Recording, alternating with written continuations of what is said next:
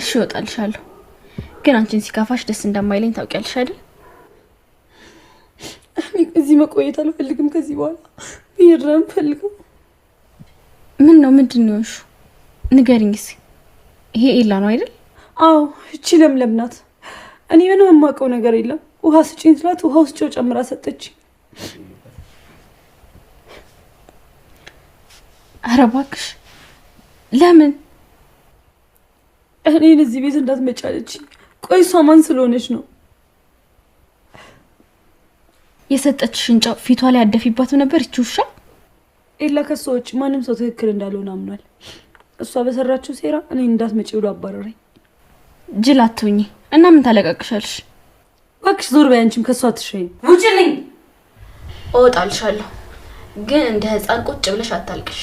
ቆፍጠን በይና ልኳን አሳያት። እሺ